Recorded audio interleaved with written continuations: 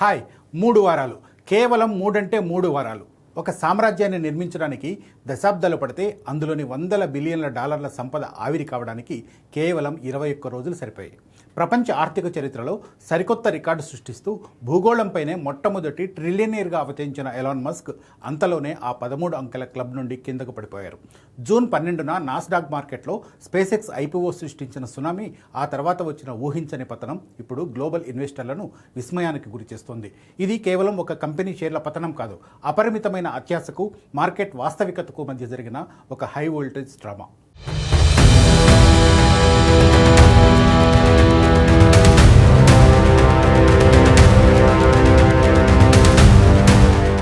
June 12న SpaceX company public ఇష్యూగా మార్కెట్లోకి అడుగుపెట్టినప్పుడు ప్రపంచం ముక్కును వేలేసుకుంది. ఒక్కో షేరు ధర $135గా నిర్ణయిస్తే ఓపెనింగ్ రోజే అది $150 మార్కును తాకి ఆపై రాకెట్ వేగంతో దూసుకెళ్లింది. చరిత్రలోనే అతిపెద్ద ఐపీఓగా నిలిచిన ఈ ప్రక్రియ ద్వారా ఏకంగా $75 బిలియన్ నిధులను సమకూర్చుకుంది స్పేస్ ఎక్స్. లిస్టింగ్ రోజున కంపెనీ విలువ దాదాపు $1.8 ట్రిలియన్ నమోదైతే తర్వాతి సెషన్లలో అది ఏకంగా $2.8 ట్రిలియన్ చేరి అమెజాన్ మార్కెట్ క్యాప్ను కూడా దాటేసింది. ఈ ఉత్సాహంలో భారతీయ రిటైల్ ఇన్వెస్టర్లు సైతం టోకనైజేషన్ ద్వారా ఈ షేర్లను ఎగబడి కొనుగోలు చేశారు. ఫలితంగా ఎలాన్ మస్క్ వ్యక్తిగత సంపద ఏకంగా $1.4 ట్రిలియన్ దాటి విశ్వ విజేతగా నిలబెట్టింది. కానీ ఈ అద్భుతమైన కళ ఎంతో కాలం నిలవలేదు. జూలై మొదటి వారానికి వచ్చేసరికి సీన్ పూర్తిగా రివర్స్ అయ్యింది. గరిష్టాల నుండి స్పేస్ ఎక్స్ షేర్లు ఏకంగా 30% పైగా పతనం కావడంతో వందల బిలియన్ల డాలర్ల మార్కెట్ విలువ క్షణాల్లో మాయమైపోయింది. వెల్త్ ట్రాకర్ల గణాంకాల ప్రకారం మస్క్ సంపద తిరిగి $992 బిలియన్ నుండి $997 బిలియన్ మధ్యకు పడిపోయింది. మస్క్ ప్రపంచంలోనే అత్యంత ధనవంతుడిగా కొనసాగుతున్నప్పటికీ ట్రిలియనీర్ అన్న కిరీటం మాత్రం చేజారిపోయింది.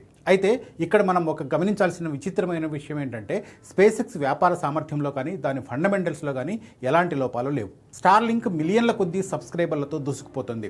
దీనికి తోడు $60 బిలియన్ ఆల్ స్టాక్ డీల్తో కర్సర్ అనే ఏఐ కోడింగ్ స్టార్టప్ను కొనుగోలు చేసి ఆర్టిఫిషియల్ ఇంటెలిజెన్స్ రంగంలోకి కూడా స్పేస్ ఎక్స్ దూకుడుగా అడుగుపెట్టింది.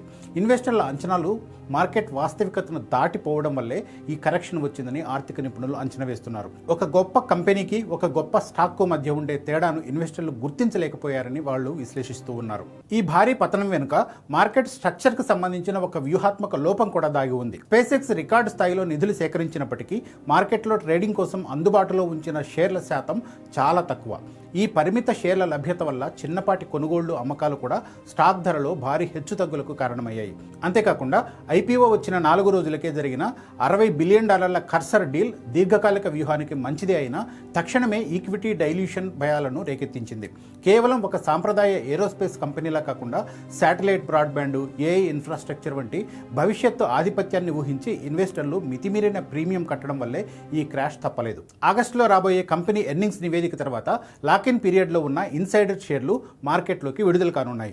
అప్పటి వరకు ఈ వోలటాలిటీ ఇలాగే కొనసాగే ప్రమాదం ఉంది. అయినప్పటికీ వాల్ స్ట్రీట్ విశ్లేషకులు స్పేస్ ఎక్స్ దీర్ఘకాలిక వృద్ధిపై ఇంకా బుల్లిష్గానే ఉన్నారు. ఎలాన్ మస్క్ సంపదలో మెజారిటీ భాగం స్పేస్ ఎక్స్ వాటాలపైనే ఆధారపడి ఉండడం వల్ల కాగితపు సంపద ఎంత వేగంగా పెరిగిందో అంతే వేగంగా కరిగిపోయింది. స్పేస్ ఎక్స్ ఐపీఓ ఎపిసోడ్ ప్రపంచ ఇన్వెస్టర్లందరికీ ఒక కఠినమైన పాఠం. అద్భుతమైన కంపెనీలు కాలక్రమేణా అసాధారణమైన సంపదను సృష్టించగలవు అనేది ఎంత నిజమో, స్వల్పకాలిక ఉద్వేగాలను చూసి మోసపోతే భారీ మూల్యం చెల్లించుకోక తప్పదనేది అంతకంటే పచ్చి నిజం. మస్క్ మళ్ళీ $1 ట్రిలియన్ మార్కును అందుకోవచ్చు, కానీ ఈ 3 వారాల డ్రామా మాత్రం మార్కెట్ చరిత్రలో ఒక హెచ్చరికగా మిగిలిపోతుంది.